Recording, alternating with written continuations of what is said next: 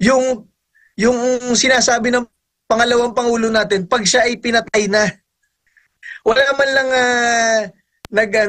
tumulong man lang doon sa threat sa ating Vice President na yun nga sinasabi niya, pag ako ay pinatay na, dahil ang balita ko, merong balita na papatayin ako, ito ang gagawin ko. Ang tinitingnan nila yung gagawin pag patay na siya. Kung hindi ba naman nag-iisip ng tama, di ba? Patay na nga siya noon, pinatay na nga siya noon, di ba? Unahin muna yung gagawing krimen sa kanya na mayroong intelligence report na gagawin sa kanya. Pwede nga kayong magbusisi, pero yung kapangyarihan magbusisi, mag-audit, nandun sa COA. Pag sinabayan mo yon at nakialam ka doon, mag-iiba yung resulta, di ba?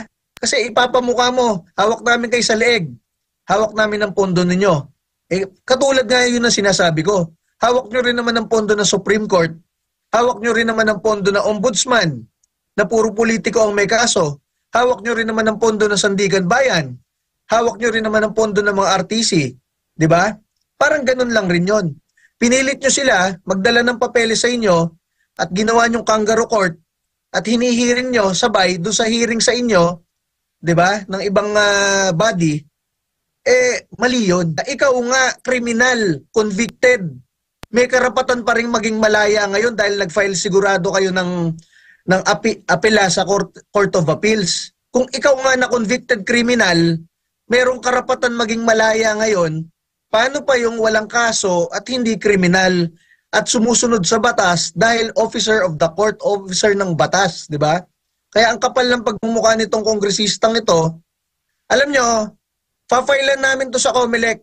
Etong ACT teachers na ito, etong Kabataan Party List, etong Gabriela, at etong Bayan Muna.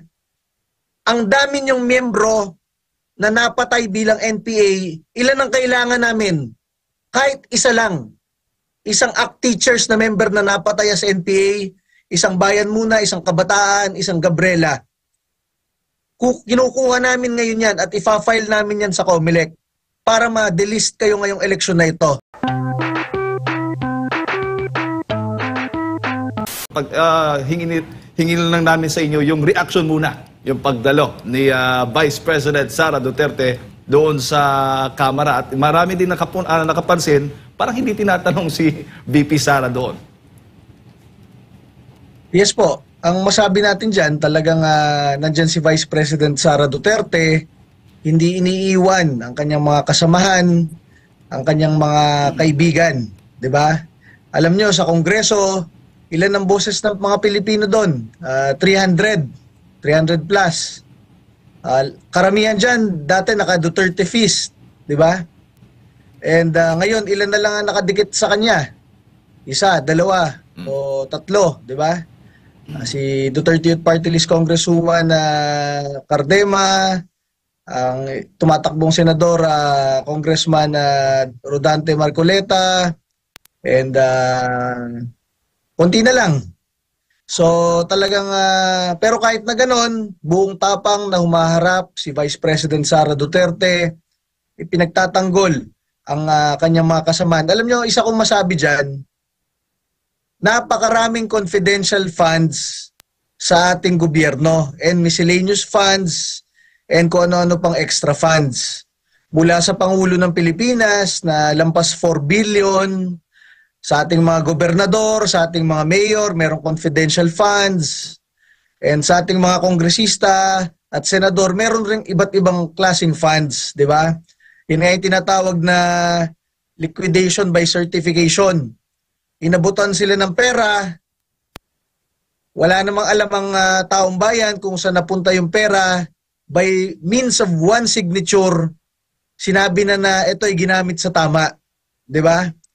Kung haharap tayo dyan sa Committee on Good Governance and Public Accountability, dapat lahat accountable sa publiko, di ba? Hindi yung isa lamang ang tinitira nila, si Vice President Sara Duterte, when in fact, mas malaki pa, bulto-bulto pa, billion-billion pa ang kanilang mga confidential funds at miscellaneous funds ng iba't ibang opisina ng gobyerno na hindi man lamang sila nagsasalita, di ba? At dapat yung taong bayan ngayon ay po pwedeng mag-demand sa lahat po ng nasa gobyerno, lalo na sa Kamara, Yusek, na busisiin din yung ibang mga budget, no, dito sa iba't ibang ahensya, hindi lamang sinisingle out. Kasi ang nangyayari, isolated yung sa Office of the Vice President. Yes, alam niyo naman na purely harassment itong ginagawa na ito sa ating Vice President dahil siya ang number 1 pa rin pagka Pangulo sa 2028. Isipin ninyo, ilang buwan na siyang tinitira, dinudurog ang Pangulong Duterte, ang Vice President Sara Duterte, pero sa recent survey, sila pa rin ang number 1 pagka Pangulo, di ba? So, alam nyo, hindi kasi alam nitong ibang kongresista na ito, lalo na yung nasa Malacanang, mga elitista kasi itong mga to, mga anak ng politiko, apo ng politiko, lumaki sa Maynila, lumaki abroad. Hindi nila alam na ang taong bayan ang pinapanood araw-araw na pelikula, iba't ibang pelikula, ay kung paano yung paborito nila ay kinorner, pinahirapan at sa dulo, yun pa rin ang nagwawagi.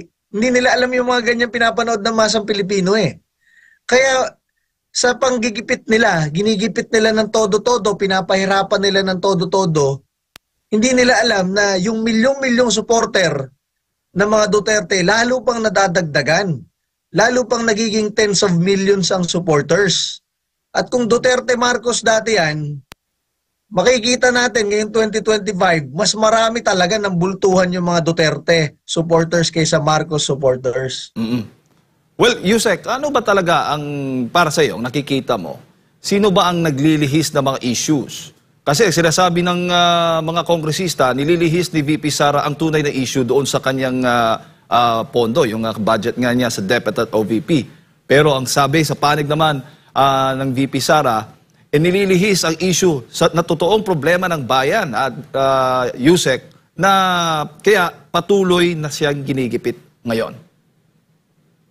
Kung ang pag-uusapan natin problema ng bayan, katatama lamang ng super typhoon, mga magsasaka natin sa kalahati ng buong Luzon, nasira ang pananim, namatay ang kalabaw, wala nang ipambibili sa mga susunod na buwan ng kanilang ipangnenegosyo, ipangtatanim, ipang-aararo. Kung ang pinag-uusapan ng Kongreso ay problema ng taong bayan, sunod-sunod, yun ang nangyayaring super typhoon. Pero ang hearing ng Kongreso, hindi naman patungkol sa mga disaster relief operations at kung paano tutulungan yung mga Pilipinong nahihirapan sa super typhoon. 'Di ba? Ang pinag-uusapan dito ay kung paano durugin ang isang tao, yung pangtao na pinakamamahal at most voted sa kasaysayan ng ating bansa. Alam niyo, yun pa rin ang sasabihin ko po diyan. Ang daming pondo sa gobyerno. 'Di ba? Namimigay tayo ng ayuda ng halos kalahating trilyon, discretion lamang ng mga kongresista kung sinong bibigyan, inuubos natin ang kalahating trilyon pamimigay ng pera, di ba? Kung saan-saan na lang. Pero nagagamit ito, syempre, sa politika. Bibigyan ba nila yung mga kalaban nila? Syempre, hindi. In anticipation ba to sa election? Syempre, oo.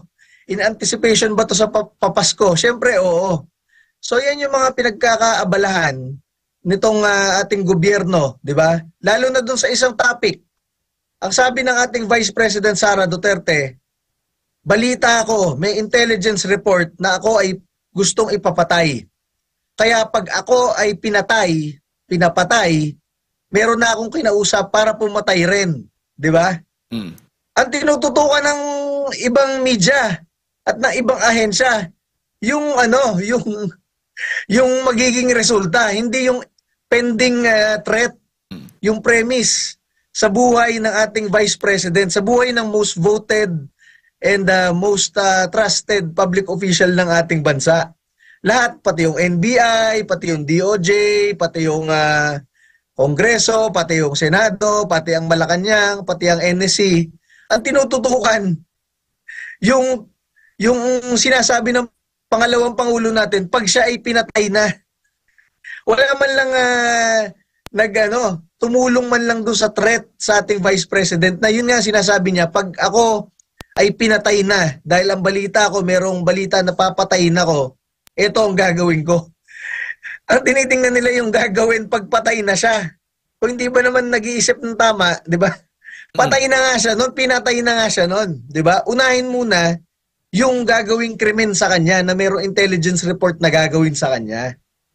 Pero ang sinasabi po ng NBI at ng iba pang ilang ahensya, wala pa daw silang namomonitor na threat kay VP Sara Duterte. Ano masasabi mo dyan, Yusek?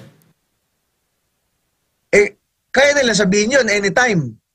Itong ang pagsasabi nila, ang sinabi lang nila sa Pangulo, di ba? Hindi nila sinabi yung sa side ni Vice President Sara Duterte, di ba? So, ano talaga yan? Medyo, alam natin yan, medyo biased yan, di ba? Pero personally, Yusek, ikaw mismo, nakakasama mo si VP Sara. May alam ka bang maraming assassination attempt or plot laban kay VP Sara? Unang-una, ang alam ko lang na nakikipag-away sa teroristang NPA ay siyempre Armed Forces, Philippine National Police, Pangulong Rodrigo Duterte, Pangalawang Pangulo Sara Duterte, ang ating Senador Bato and Bongo, SMNI, di ba? Pastor Apollo Kibuloy, Duterte Youth Party List. Mabibilang mo sa kamay mo kung sino nakikipag-away sa teroristang NPA na threat ng ating bansa for 50 years na. So doon pa lamang, kung ikaw ang nakikipag-away sa teroristang NPA, syempre kayo ay malalakas sa gobyerno, kita ng taong bayan na kayo ang leader ng sambayan ng Pilipino paglaban sa NPA, syempre doon pa lamang ang buhos ng galit at pakikipag-away ng NPA maliban sa AFP at PNP, pupunta rin sa inyo, di ba? Pupunta kay Pangulong Duterte, kay Vice President Sara Duterte, sa SMNI, kay Pastor Apollo Kibuloy, sa Duterte Youth Party List. Kakaunti lang tayong nakikipag-away sa teroristang NPA . Karamihan naman ng kongresista, tahimik sa issue na yan. Walang nagsasalita. Karamihan naman ng senador, maliban kay na Senador Bongo at Bato, tahimik sa issue na yan. Karamihan naman sa Malacanang, tahimik. Gusto nga magpisto kahit patay na si Joma . So, yun pa lang doon, threat sa buong bansa, national security threat ang NPA, teroristang NPA, tayo-tayo lang ang nakikipag-away. So, doon pa lang sa unang punto na yon, syempre, tayo ang nasa, tayo ang nasa edge, di ba? Kung merong babanatan ng teroristang NPA, tayo-tayo yun. Kaya nga pinagtutulungan rin si Vice President Sara Duterte nitong 3 makabayan sa Kongreso, kaalyado ng NPA . Ayun nga, nabanggit mo rin yan dahil yung mismong nagtatanong doon is a convicted child abuser. Walang iba po kundi si Congresswoman Castro. Yan, buti binanggit nyo at hindi pa ako nakakainom ng losartan. Kapag talaga nakakasalubong ko yan, hinayupak na yan.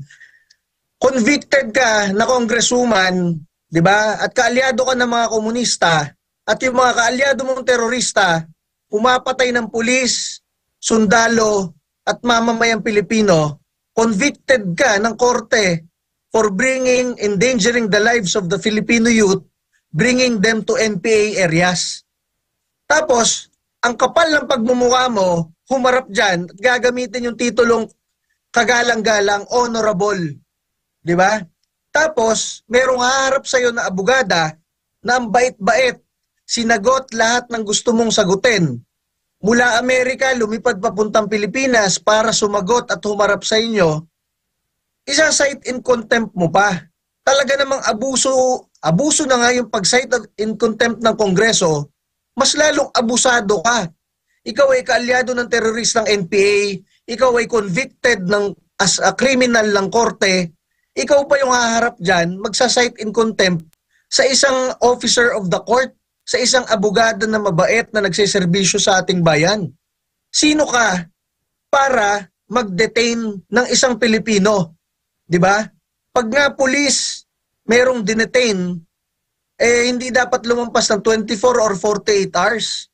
Sino ka na magde-detain ng 5 araw at i-extend mo pa ng 10 araw? Di ba? We are all bound to uphold the Constitution and the law, di ba? Our Filipino people have the right to liberty, di ba? May karapatan tayong maging malaya. Wala tayong kaso, hindi tayo kriminal. Meron tayong karapatan maging malaya. Ikaw nga, kriminal, convicted. May karapatan pa rin maging malaya ngayon dahil nag-file sigurado kayo ng apela sa Court of Appeals. Kung ikaw nga na convicted criminal, merong karapatan maging malaya ngayon, paano pa yung walang kaso at hindi kriminal at sumusunod sa batas dahil officer of the court, officer ng batas, di ba? Kaya ang kapal ng pagmumukha nitong kongresistang ito, alam nyo, pa-filean namin to sa COMELEC. Etong ACT teachers na ito, etong Kabataan Party List, etong Gabriela, at etong Bayan Muna. Ang dami niyong miyembro na napatay bilang NPA, ilan ang kailangan namin? Kahit isa lang. Isang ACT teachers na member na napatay sa NPA, isang Bayan Muna, isang Kabataan, isang Gabriela. Kinukuha namin ngayon yan at ifa-file namin yan sa COMELEC para ma-delist kayo ngayong eleksyon na ito. Yung boto na gusto nyo makuha, masasayang lang yan. Huwag nyo iboto tong mga to. Masasayang, ipapadelist namin yan. Dahil alam ng taong bayan, alam ng mga pulis at sundalo, alam ng buong gobyerno, alam ng sambayan ng Pilipino through SMNI, na sila lang ang nagre-recruit ng mga mamamayang Pilipino papuntang NPA at miyembro nila ay napapatay bilang teroristang NPA. Therefore, kailangan sila mawala sa ating Kongreso dahil hindi tayo dapat nagpopondo gamit ang pera ng bayan, taong bayan, para pondohan ang mga nagpapabaksak sa bayan at pumapatay sa mga tropa ng gobyerno. O nga, Yusek, kinokonsente na ba? Malinaw na ba na kinokonsente ng gobyernong ito? Itong mga ganitong mga individual o personalidad na convicted na nga child abuser, ayan pa, ay hinahayaan na manungkulan at magtanong pa doon sa mga resource person nila.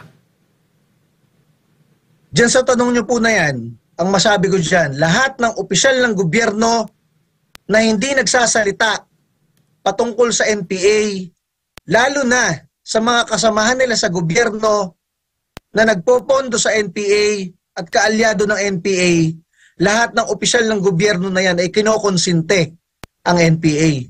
At mahiya naman kayo sa Armed Forces of the Philippines at sa Philippine National Police. Karamihan sa mga opisyal ng gobyerno humihingi ng security detail sa ating AFP at PNP. Ang totoo naman dyan, kaya kayo humihingi ng security kasi may kalabang kayong gobernador o kongresista o mayor sa inyong lugar. Pero pag na-realize ng Armed Forces at ng Philippine National Police na kayo pala ay kaalyado ng NPA, kayo pala ay pinapabayaan lamang lumago ang NPA. Ang NPA ang pumapatay sa ating mga tropa ng gobyerno, sa mga pulis at sundalo, marirealize na sambayan ng Pilipino at ng mga tropa ng gobyerno na kayo pala ang kaalyado ng teroristang NPA. Yusek, si Partner Admar, may mga karagdagang katanungan po sa inyo. Magandang umaga, Chairman. At option pa ba ang neutrality sa kasalukuyang sitwasyon sa ating bansa? Or dapat nang manindigan ang taong bayan? Sa common sense ng isang tao, pag ikaw nakakita ng isang nang-aabuso at meron siyang inaabuso, kino-corner niya, inaabuso niya ng todo, pinapahirapan niya ng todo, ang ibig sabihin ng neutrality mo ay pagkonsenti mo sa lumalabag sa batas, pagkonsenti mo sa nang-aabuso. Kaya hindi pwedeng neutral tayo lagi. 'Di ba? Kahit na opisyal ka ng gobyerno, at sasabihin mo, we are following the rule of law. We are following the rules of the committees and everything. Pero nakita mo na ginagamit nila yung posisyon nila pang-abuso, 'di ba? Merong karapatan ng tao, right to liberty. Ikaw ang nang-aabuso ng kanyang karapatan para maging malaya at magbabanggit ka ng kung ano-anong batas at procedure. Pag naging neutral ka dyan, talagang tinotolerate mo ang pag-abuso sa posisyon ng gobyerno. So dapat talaga magsalita at nagpapasalamat kami nandiyan ng SMNI kasi kayo lamang nagfi-feature niyan dahil ang inyong slogan ay Truth That Matters. Kasama rin ng mga vloggers dahil pinapakita natin na tayo ay hindi tahimik, tayo ay nagmamasid, tayo ay handang magsalita at kayo sa SMNI, kayo ay handang mag-feature sa mga nagsasalita sa katotohanan. Truth That Matters. Dapat po, kapag nakakakita tayo ng mapang-abuso na opisina ng gobyerno, mapang-abuso na Pilipino sa kapwa Pilipino, hindi tayo dapat neutral sa ganyan. Dahil pag tayo ay neutral, tinotolerate natin yung nang-aabuso at pag natolerate sila, gagawin nila paulit-ulit yan hanggang umabot sa inyo, hanggang umabot sa atin ang pang-aabuso. At masasabi na lang natin, naging parte tayo ng pag-tolerate sa pagdami ng inaabusong Pilipino. Sabi ng pinuno ng Kamara, dapat na lang daw sagutin ng pangalawang Pangulo yung mga akusasyon at sa panig naman ng pangalawang Pangulo, ongoing pa itong issue sa pag-audit ng COA. At tila gusto ng Kamara na sila na yung mag-audit na kasi kaya pinapasubpina nila, pinapakuha nila yung mga dokumento. Pero maraming mga paratang din ng pangalawang Pangulo na hanggang ngayon ay hindi pa sinasagot, lalo na nung leader ng Kamara at ng iba pang mga kanyang pinaratangan like doon sa pagsisinungaling, doon sa big ticket projects, bakit hindi natuloy. Nandun yung issue din kay Speaker na parang yung bribery issue at napakarami pang mga paratang. Akala ko ba dapat na sagutin ang mga paratang? Yes po. Unang-una dyan, ang confidential funds sa pangalan pa lang ay confidential. 'Di ba? Meron tayong rules, meron tayong batas patungkol sa confidentiality ng confidential funds, 'di ba? Hindi pwedeng pag humarap yung makakaliwa na NPA ay makakaliwang kongresista na kaalyado ng NPA sa Armed Forces, kailangan agad sabihin ng Armed Forces kung saan nila dinadivert ang kanilang intelligence and confidential funds dahil confidential nga in nature. Hindi mo pwedeng sabihin sa kahit kanino yon. Pwedeng national security threat pag sinabi mo sa maling tao, lalo na pag sinabi mo sa kaalyado ng teroristang NPA, di ba?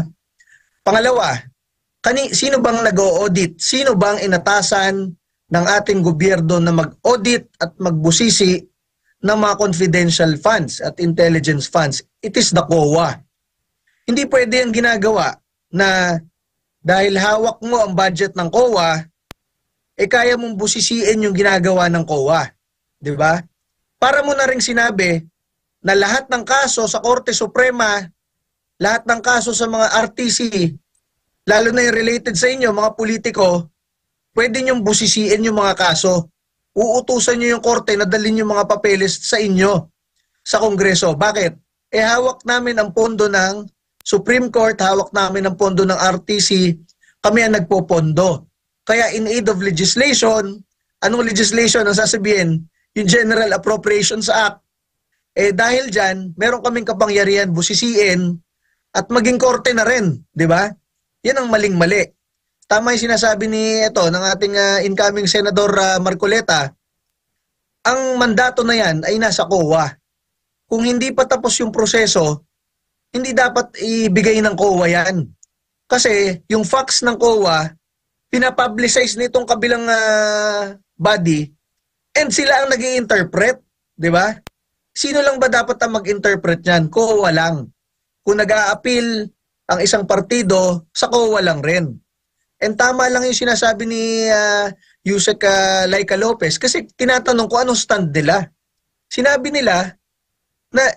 lang nila yung stand nila na dapat nasa COA yan and antayin matapos ang proseso ng COA. Sasabihin na naman itong makakaliwang kongresista, Franz Castro, parang tinutulan ni Yusek Lopez yung karapatan o kapangyarihan ng Kongreso magbusisi. Pwede nga kayong magbusisi, pero yung kapangyarihan magbusisi, mag-audit, nandun sa COA. pag sinabayan mo yon at nakialam ka doon, mag-iiba yung resulta. 'Di ba? Kasi ipapamukha mo, hawak namin kayo sa leeg. Hawak namin ang pondo ninyo. Katulad nga yun ang sinasabi ko. Hawak nyo rin naman ang pondo ng Supreme Court. Hawak nyo rin naman ang pondo ng Ombudsman na puro politiko ang may kaso. Hawak nyo rin naman ang pondo ng Sandigan Bayan. Hawak nyo rin naman ang pondo ng mga RTC. 'Di ba? Parang ganun lang rin yon. Pinilit nyo sila magdala ng papeles sa inyo at ginawa nyong kangaroo court at hinihiring nyo sabay doon sa hearing sa inyo, 'di ba, ng ibang body, mali 'yon, 'di ba? Kumbaga morally mali 'yon. Nakikialam tayo sa proseso ng ibang independent bodies ng gobyerno, tapos ihihiring natin. Tapos ang gusto natin, opinion lang natin ang mananaig. Pag hindi ka nag-yes or no sa opinion ko, pag hindi mo sinabi ang gusto kong sabihin, contempt ka agad, kulong ka agad. Saan ka nakakita ng ganon? Only in the Philippines, di ba? Nung kinwestiyon ni Vice President Inday Sara Duterte yung legality ng ginagawa ng Kamara dun sa pag-contempt, in-extend pa, ang sabi lang ng isang congressman, kung may question ka, maghain ka ng kaso, magsampa ng kaso. Pero sila dito, exempted sila doon. Hindi sila magsasampa agad-agad ng kaso, kundi ipapahiya muna nila ang kanilang iniimbestigahan. Dudurugin na muna nila. Yan ba yung nakikita mo rin, Chairman? Yan nga po. Ongoing yung proseso ng isang body ng gobyerno. Tapos kinukuha nila yung papeles. Tapos dinudurog nila yung mga kasali doon ng mga partido, 'di ba? Yung gusto lang nilang durugin, 'di ba? So, mali talaga 'yan. And tama diyan si Vice President Sara Duterte. Buti nga humarap si Vice President at pinagtatanggol ang kanyang mga kasamahan. Mali talaga 'yan. Kung hindi tayo magsasalita ngayon sa maling proseso na 'yan, hanggang kailan yung magiging abuso diyan? Up to the point na lahat na lang ng kalaban ng gobyerno, lahat ng magsasalita laban sa kamalian ng gobyerno, talagang pag-iinitan ng gobyerno at gagamitan ng batas para sila ang magmukhang mali. 'Di ba? Katulad nga po nung masabi ko personally, katulad ng ginawa sa SMNI. 'Di ba? Ang SMNI talagang ipinapakita lamang ang katotohanan sa ating lipunan.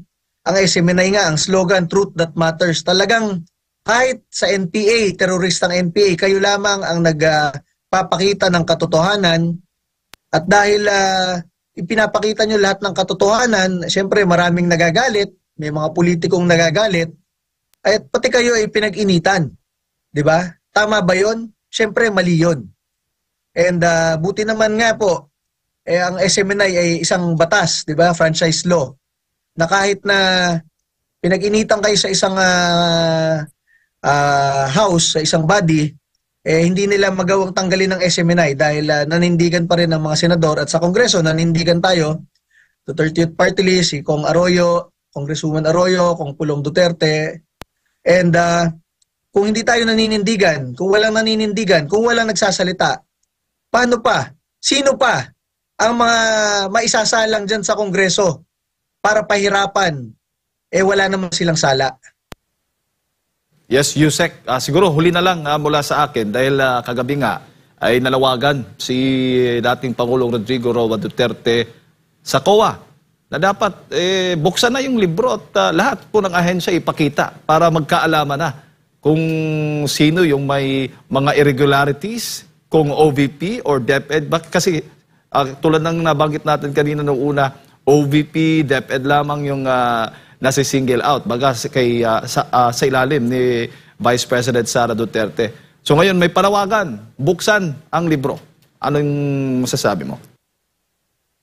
Tama ang panawagan ng Pangulong Rodrigo Duterte. Napakaraming confidential funds, intelligence funds, miscellaneous funds ang buong gobyerno ng Pilipinas. Sa Office of the President, more than 4 billion. Meron ba nagtatanong kung saan napunta? Wala, di ba?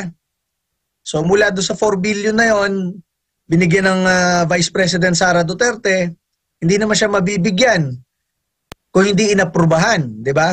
Meron ba nag-iimbestiga doon sa nag-approve? Wala rin, di ba?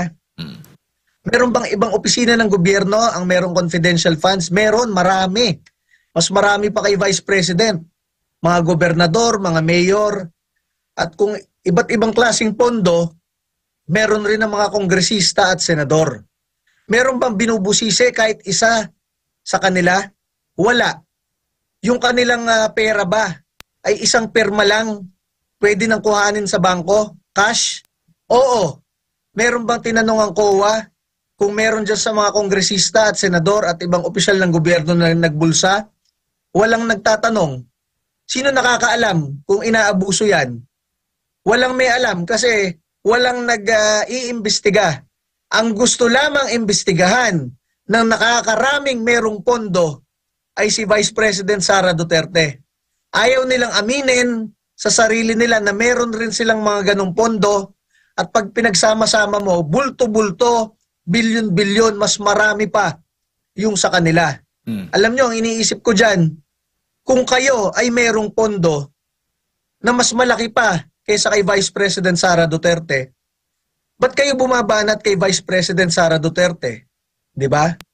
Baka pag bumanat kayo, nadadagdagan pa lalo ang inyong pondo. Yan ang pwedeng possibility dyan. Di ba?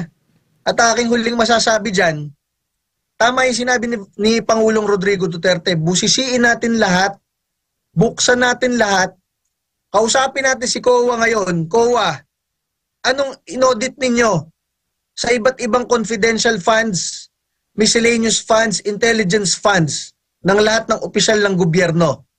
'Di ba? Kasi kung hindi nyo ginagawa 'yan, 'di ba? Saan dinadala ng 3 makakaliwang kongresista ang kanilang miscellaneous funds? Milyon 'yan. Sino nakakaalam? Tanungin natin sa Committee on Good Government and Public Accountability. Ang SMNI, tayo sa Duterte Youth Party List, ang Armed Forces at ang PNP. Gusto naming malaman rin po sa House Committee on Good Government and Public Accountability kung saan dinadala ng Kabataan Party List, ng Gabriela Party List, ng ACT Teachers Party List, ang kanilang milyong-milyong pondo na nire-release sa kanila ng isang pirma lamang nila.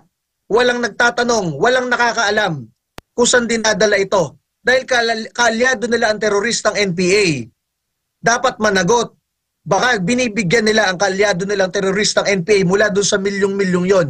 Walang nakakaalam, walang accountable sa publiko dahil hindi natatakel ng ating COA at ng ating Kongreso. At huli na lang, dahil nga sa sunod-sunod na itong mga pagdinig na ito, at ang layunin naman in aid of legislation, sa tingin ho ba ninyo, Chairman, pwedeng gawing batas yan? Na dapat yung lahat ng pondo, yung confidential lahat na ng budget ng gobyerno, ng pondo ng gobyerno,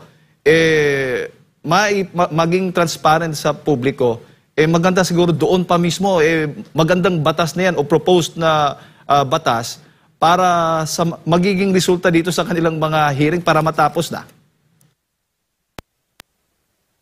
Tama yan. Alam nyo kung bakit? Pag ang isang karaniwang Pilipino nagnakaw na isang pandesal sa bakery, 5 piso o 6 na piso halaga, kulong yan. Pero yung binibigyan mo, inaalaw mo na humawak sila ng milyong-milyong piso, katulad ng maraming may confidential fund, mula Office of the President hanggang sa mga kongresista, inaalaw natin na may hawak silang milyong-milyong piso, bilyon pa yung iba. Hindi natin alam kung saan napupunta. Malay natin kung pinanggagawa na ng bahay, pinambibili ng boto, pinang-ooperate sa eleksyon, or anything, wala tayong alam. Dapat talaga yan, lahat managot. Kung hindi nila binubulsa, di okay. Kasi ginawa nilang legal yan di ba? Pero dapat busisiin natin at magsalita tayo dahil pag hindi natin inalam, hindi natin inaudit at hindi tayo nagsalita, sinong nakakapigil sa kanila na magbulsa ng pera nila na bilyon-bilyon, di ba?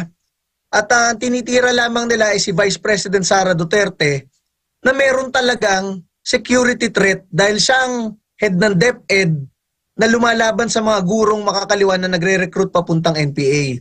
Sila lang mag-ama, ang national leaders ng bansa na lumalaban sa mga terorista, kriminal at durugista. Kaya kailangan talaga nila gamitin yung kanilang confidential funds para tumulong sa armed forces at sa PNP at sa pag-alam dito sa mga kriminal na ito. Yung ibang politiko, walang kalabang kriminal, walang kalabang terorista, walang kalaban ng gobyerno, pero merong confidential funds, merong iba't ibang klaseng pondo, saan nila dinadala yon? 'Di ba? Kailangan pong busisiin, kailangan kalampagin, lalo na dito sa mismong committee on good governance and public accountability, dahil baka ang mga miyembro dyan mismo, ibang miyembro, mayroong ganung pondo, hindi naman nila dinidisclose, di ba, for public accountability mismo. At kapag hindi dinidisclose at hindi nagsasalita at hindi natin inaalam, saan napupunta lahat yon? At ang aking huling punto po, yung 3 kongresista na makakaliwa, meron niyang pondo, nakakakuha yan ng maraming pondo, saan nila dinadala ang kanilang pondo? Gusto malaman ng Armed Forces, ng PNP, ng mamamayang Pilipino, kung saan nila dinadala ang milyon-milyon nila. Dahil meron silang mga kaalyado na pumapatay ng pulis, sundalo, tropa ng gobyerno at mamamayang Pilipino, baka mismong pera na ipinansesweldo natin sa kanila at ipinopondo natin sa kanila bilang pondo nila, baka yun na mismo ang nagagamit, pampatay mismo sa ating mga tropa ng gobyerno. Kaya kailangan po nating malaman yan. Alright, siguro Chairman, huling mensahe na lamang po ninyo, mensahe niyo kay VP Sara Duterte, lalo't all out yung gobyerno ngayon laban sa kanya. Mensahe lang po natin mula Duterte Youth Party List sa ating Vice President Sara Duterte at sa ating Pangulong Rodrigo Duterte, mahal na mahal kayo ng sambayan ng Pilipino. Kahit iwan kayo ng karamihan sa mga politiko, 99.99% ng mga politiko, hindi kayo iiwan ng halos 100 milyong Pilipino.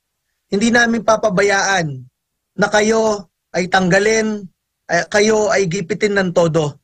Ang buong Pilipinas ay nagmamasid, ang buong Pilipinas po ay mahal na mahal kayo. Pinagkakatiwalaan kayo mula 2016 hanggang 2022, kayo ang most voted, kayo ang most trusted, dahil ramdam ng mga Pilipino ang inyong pagprotekta sa aming lahat, sa milyong-milyong Pilipino, sa aming mga anak at apo, sa kabataang Pilipino at sa susunod na henerasyon ng mga Pilipino. Kayo lamang ang gustong magtiyak na walang droga, walang kriminal na mambibiktima sa ordinaryong Pilipino. Kaya mahal po namin kayo, katulad po ng sinabi ni Pastor Apollo Quiboloy, tatag lamang po, nandito ang sambayan ng Pilipino para po sa inyo.